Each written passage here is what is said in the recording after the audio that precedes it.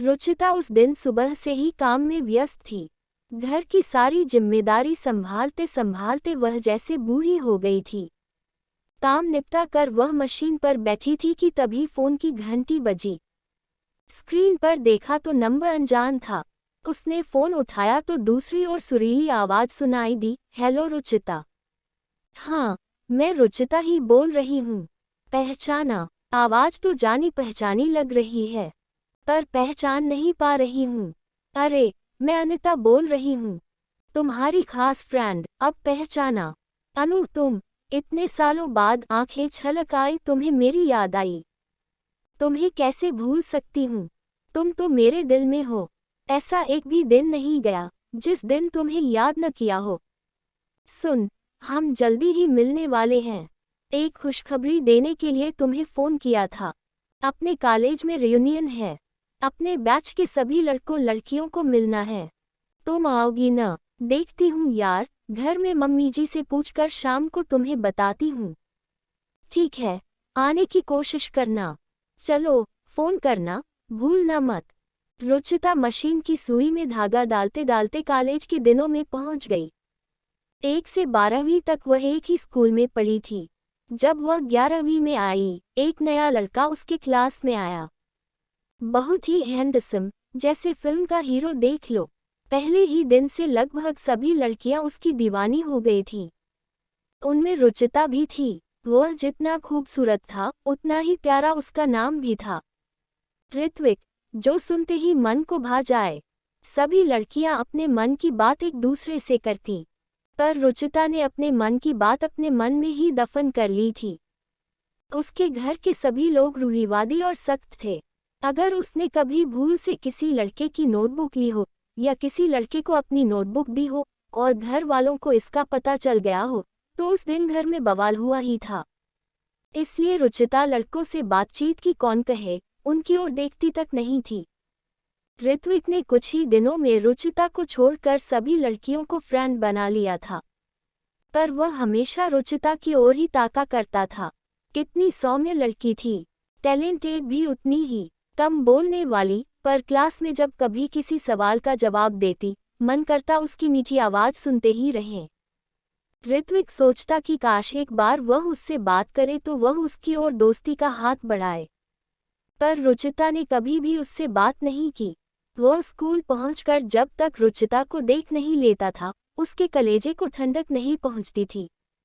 रुचिता के मन की भी यही हालत थी, पर वह किसी से अपने मन की बात कह नहीं सकती थी।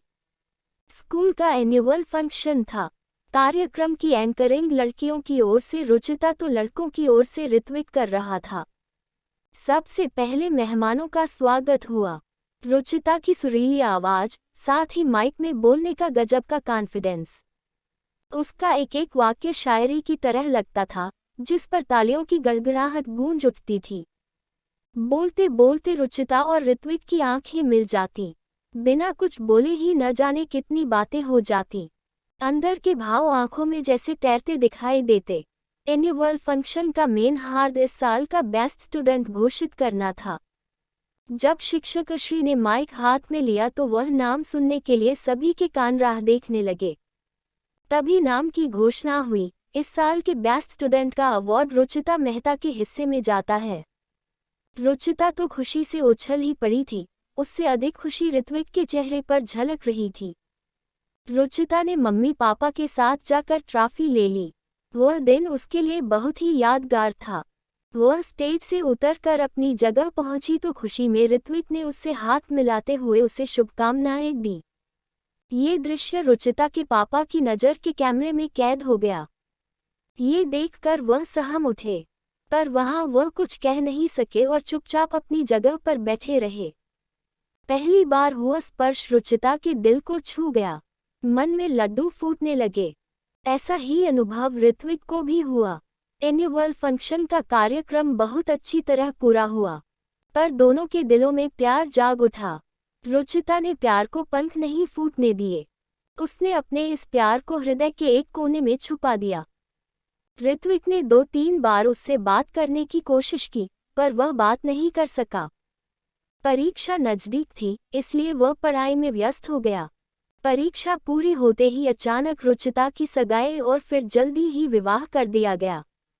रुचिता से प्यार करने की बात ऋत्विक ने अनिता से बताई और उसे देने के लिए एक चिट्ठी भी दी। अनिता जिस दिन रुचिता को चिट्ठी देने पहुंची, उसी दिन उसका ब्याह था और बारात आ चुकी थी। अनिता सीधे रुचिता के कमरे में पहुंची और दरवाजा बंद करके बोली, रुचिता, तुमने अपने विवाह की बात बताने की कौन कहे, निमंत्रण तक नहीं दिया। आंखों में आंसू लाकर रुचिता बोली, क्या करूं यार, मेरे पापा के स्वभाव के बारे में तो तुम्हें पता ही है। मुझे घर से बाहर नहीं निकलने दिया गया। मुझे भी पता नहीं कि मेरा विवाह इतनी जल्दी क्यों किया जा रहा है। इतना कहकर रुचिता अनिता के गले लगकर रोने लगी। रुचिता, मैं तुम्हारी खास सहेली हूँ। अपने दिल पर हाथ रख सच सच बताना कि तुम ऋत्विक से प्यार करती हो। हाँ, करती थी। जिस दिन से देखा था, उसी दिन से उसे चाहने लगी थी। पर आज मैं उसे किए प्यार को अपने दिल में दफन कर रही हूँ। मेरे घर में प्यार शब्द का उच्चारण भी अपराध है।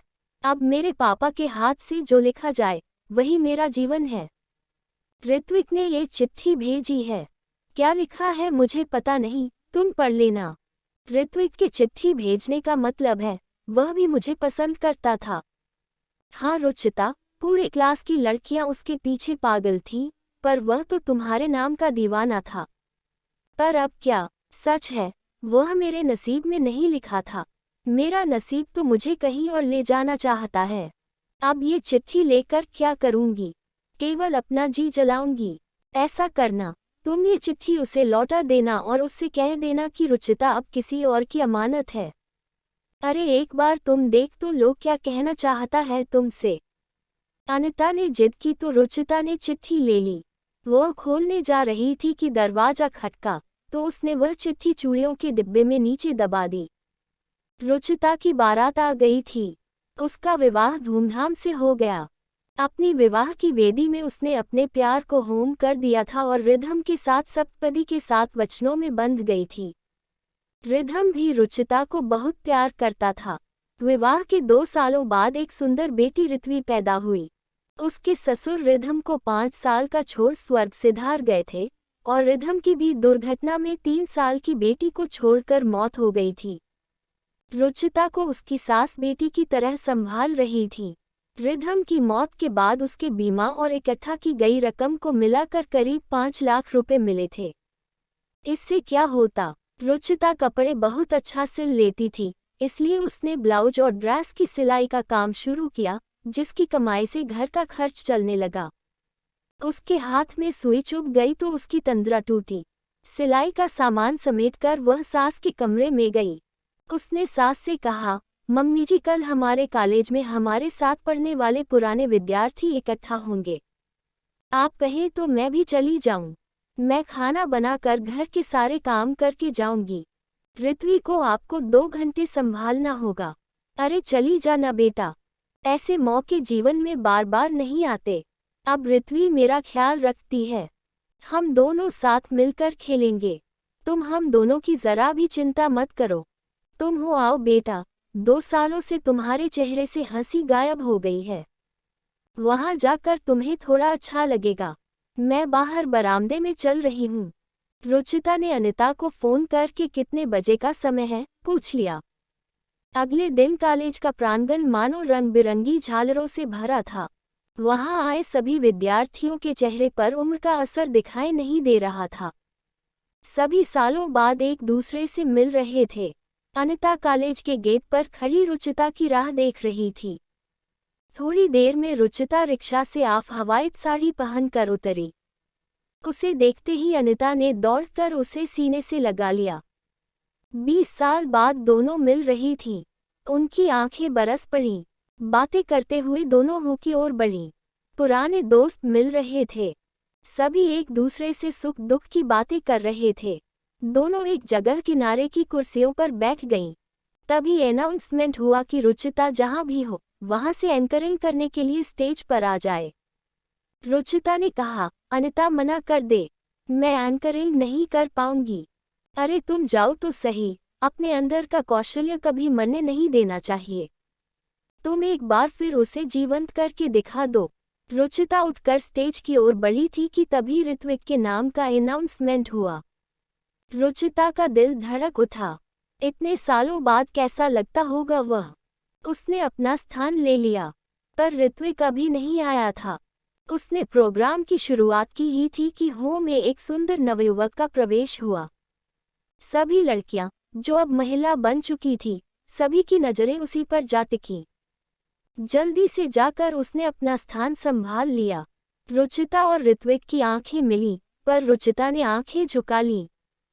प्रोग्राम की शुरुआत हो गई। रुचिता की मधुर आवाज में अभी भी वही खनक थी। जिन्होंने इस प्रोग्राम का आयोजन किया था, उन आयोजकों को फूलों का गुलदस्ता देकर स्वागत किया गया।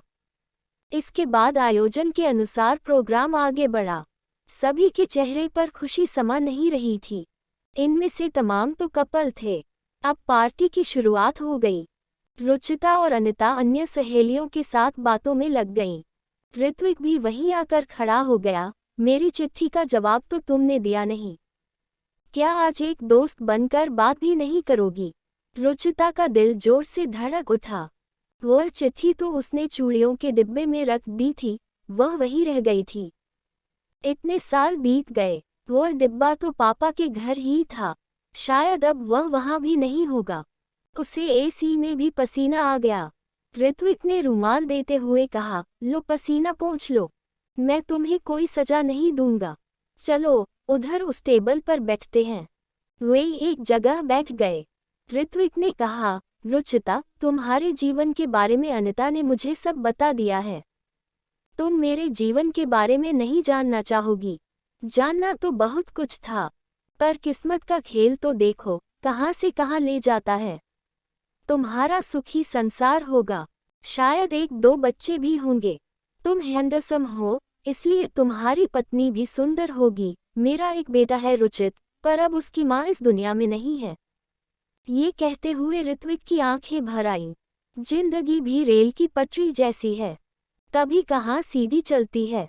जिंदगी भी कितने मोड़ लेती है, तब पूरी होती है। रुचिता ने कहा, सच बात कही। इस जिंदगी के मोड़ अंत तक समझ में नहीं आते। ऋत्विक ने कहा। पहली बार रुचिता ने ऋत्विक से इतनी बात की थी। वह मन ही मन खुश था। रुचिता भी खुश थी। दिल की बात कहने वाला उसे एक दोस्त मिल गया था। दोनों ने एक दूसरे के मोबाइल नंबर लिए और सभी अपने अपने घर के लिए रवाना हो गए। अगले दिन रुचिता के भाई भाभी उसके घर आए। रुचिता उन्हें देखकर खुश हो गई। उसकी भाभी के हाथ में एक चिट्ठी थी। उसने वह चिट्ठी रुचिता को दी तो उसने उसे धड़कते दिल से खोला। उसकी स्याही फीकी पड़ गई थी। रुचिता ने उसे पढ़ा। रुचिता, तुम्हें देखते ही पहली नज़र में मुझे प्यार हो गया है, परंतु अगर मैं तुम्हें पसंद नहीं हूं तो मैं उस प्यार को अपने दिल में ही रखूंगा, क्योंकि मैं जिसे प्यार करता हूं उसे हमेशा के लिए खुश देखना चाहता हूं। अगर तुम्हें मेरा प्यार स्वीकार हो तो मैं तुम्हें पूरे जीवन अपनी पलकों पर बैठा कर रखूंगा। तुम एक बार मुझसे मिलने जरूर आना, नहीं तो तुम्हारा प्यार मेरे दिल में कैद रहेगा। रुचिता की आंखों में आंसू थे। उसकी भाभी ने कहा, इस चिट्ठी की स्याही जरूर फीकी पड़ गई है, पर ऋत्विक के दिल में अभी यह प्यार धड़क रहा है। देखो ना, इसीलिए तुम दोनों ने अपने बच्चों के नाम एक दूसरे के नाम पर रखे हैं। देखो रुचिता, कुदरत ने तुम दोनों को एक जैसा दुख दिया है तो तुम दोनों एक दूसरे का सहारा बनकर जी सकते हो। ऋत्वी और रुचित को माता पिता का प्यार मिलेगा। अभी तुम्हारी उम्र 35 साल है। अभी तुम्हें जीवन साथी की जरूरत है।